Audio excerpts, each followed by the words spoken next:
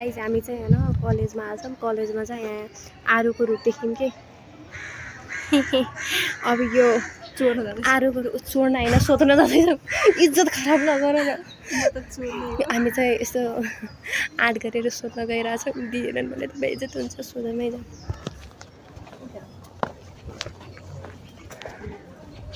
uncle आरु खान मिल्छ 2-3 वटा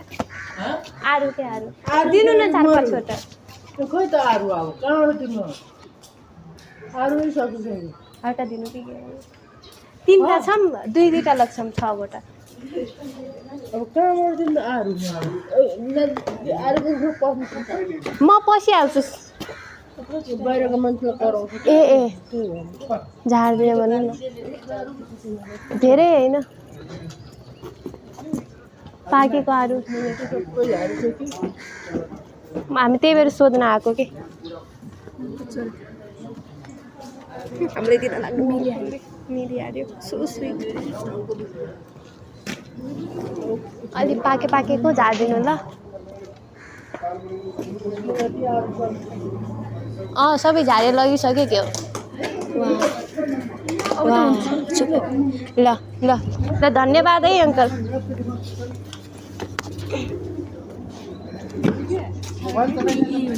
अरे उसको छैन यार पाकेकै छैन यो अंकल यता यसमा पाके छ यो झार्नु न यो सानो भयो किरा छ यो हेर्नु न काँचो लास्टै काँचो रहेछ के ओ यो डाँख्लामा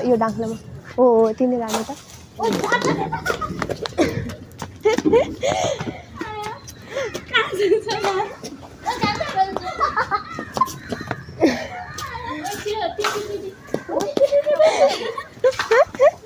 अरे वाह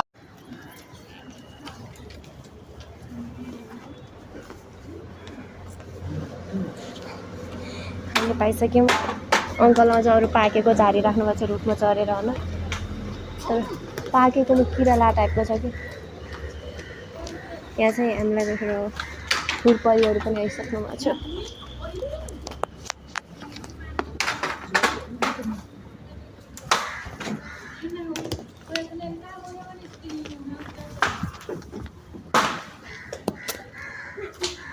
एकछिन